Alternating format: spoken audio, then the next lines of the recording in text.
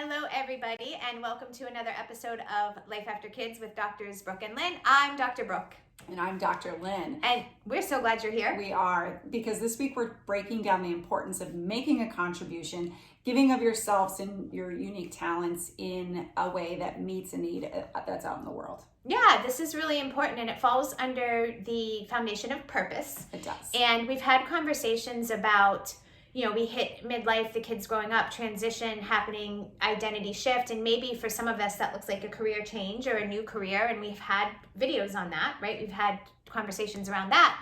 But for some of us, that might look like volunteering as a good way to find meaning and purpose and fill your time and make the most of your days. Yeah, and no matter what, working or not, retired or still in the workforce or never working outside the home, contribution is a basic human need. Yeah. So meeting a need in the world, giving of yourself is something that we all universally need to meet in order to be fully,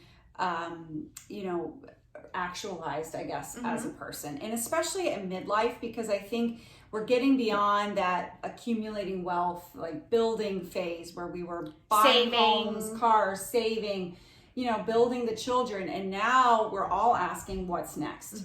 And I believe that that's, we talk about this, it's the next layer in that pyramid to be able to, get to stepping outside of ourselves and now leaving a legacy. Yes. And looking back on, well, what can we do now to make the world a better place? Yeah, and I think that's one of life's greatest blessings is to be able to use your time or talent or energy or things that you love, ways that you can give back and, leave your mark on the world and make it a better place. And yeah, absolutely. So I think it starts with just identifying the passion, the cause, the thing that just hits you in the gut. So whether that would be, thinking about the environment and all the plastic that's out in the middle of the ocean, or, abandoned pets or neglected children, or old age homes, people that are living there that are lonely, and whatever that is for you, start by thinking about that and identifying it. Yeah, I love that, because you don't want it to feel like a chore, right? Like it should bring you joy. You will get joy from serving someone else anyway, but if it's something that you also love and passionate about, that's a recipe for really feeling good. And this is an important key here, is that, at this phase of life, many of you are telling us that you're struggling with feeling like finding meaning and having an emptiness and what is next for me? How do I identify now? And this is something, because a lot of us, our contribution has been to our kids and our families. And now the kids are growing up and they don't need us like they used to. So, and especially if you're like a number 2 on the Enneagram, and you're a helper, you need to, caregiver. You are not going to feel fulfilled necessarily and live your life meaningfully and feel joyful if you're not serving in some way. Yeah, that's so such this a great might point. be a really good step for you and something to think about. Yeah, that's a really great point. And you gave some examples of ways that you can help if you are that caregiver person, because it's never going to be the same as taking care of your kids and raising your kids and taking care of your family. But here's the deal: you have a lot of life left to live. Absolutely. And that phase is in the past a little bit, or we're in the midst of the end of it. Yeah. And so you have a choice, and if you are naturally wired to be that caregiver type, how else can you meet that need and give back to the world? So yeah, it's a win-win. And some examples, if that's what you're looking for, like I had a friend, actually a good friend of my mother-in-law's outside of Pittsburgh where we used to live. And she was, she had kids, they were out of the house, and she thinks she was retired. But she spent like every Monday, she would go to a children's hospital, and she volunteered on the ward where that babies were born addicted. Oh. And they needed people to go and rock the babies and hold the babies and nurture the babies and just build their nervous system, because they were so... The touch. And it filled her up. And it really was serving those babies. So that's maybe like an example of something you wouldn't necessarily think about. But if you're somebody that likes to love on kids, that's a huge way to meet a need. We had a friend also in DC who volunteered at a zoo. She loved animals. And so she volunteered there. That's such a great thing. Yeah. My husband and I, just as another example, we partnered with an organization called A21. And A21 was founded by Christine Kane, for those of you who know her, and her husband, and it's for human trafficking.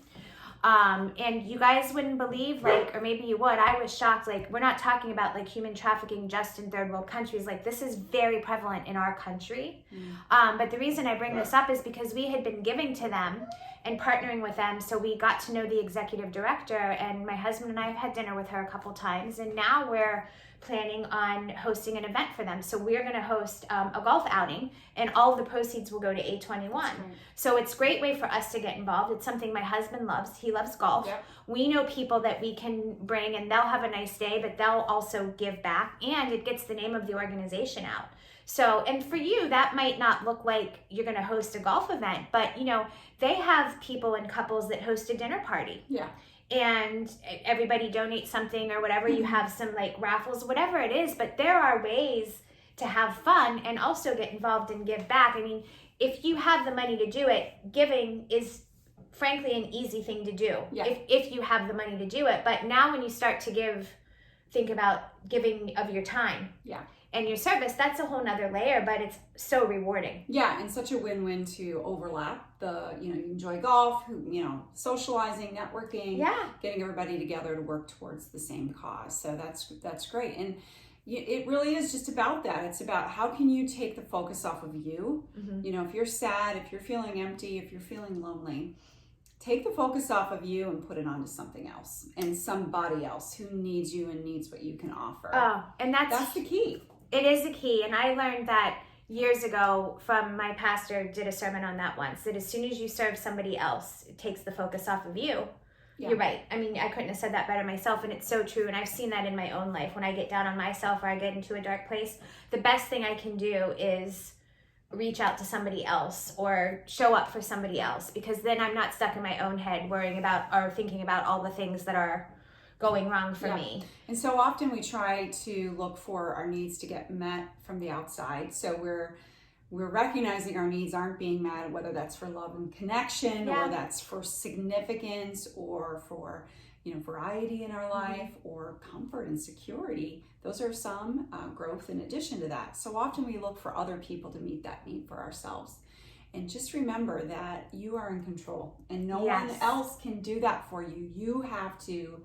You have to take that first step, and the first step is the hardest step. Yes. But there's always a place to start. That's doable. I agree.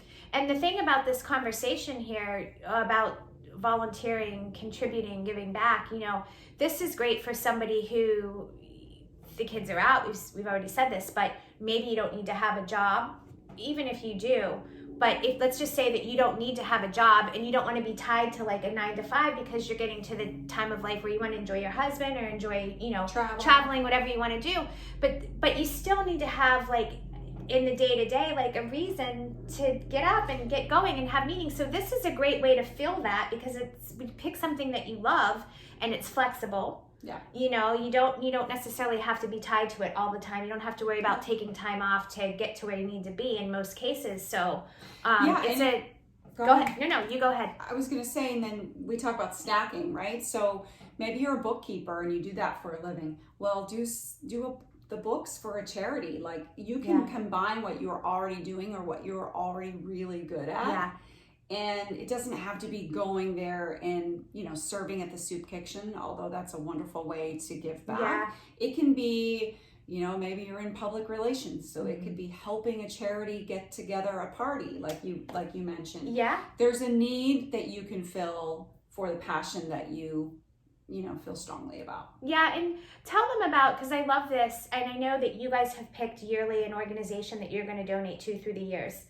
But how that showed up for Lila. For us, with owning practice, time was always of the essence, and so it was a little bit easier to meet that need by writing the check. But what we wanted to impress upon Lila was more than just because for her she didn't earn the money. It wasn't any skin off of her shoulders. So we would always bring her there. So the rule was we would pick the charities together as a family, but we had to do an on-site visit. And so we tried to do that once a quarter, and we, visited the homeless shelter and visited there's a wonderful charity in our town where they dogs that are sick and Yeah. old will go. There's hospice for dogs. So we went and visited that. Crisis pregnancy center, so that she could see with her own eyes where our family money was going, and that we can impress upon herself how important it was to step out of yourself and to give back. Yeah. And I think that it's very difficult to raise kids. Most of our kids are older, but still, it's difficult so many of these kids, unfortunately, are entitled.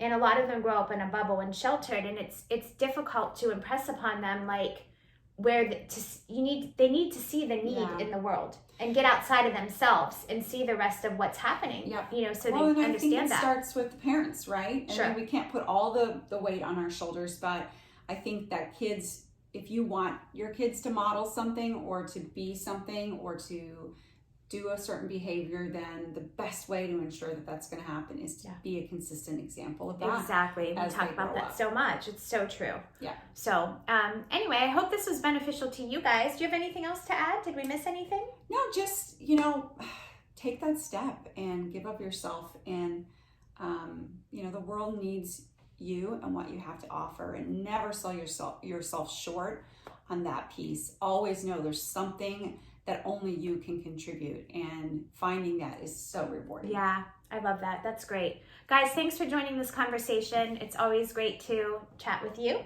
and talk with you. And so make sure you're following us on social media, and our website is www.lifeafterkids.com.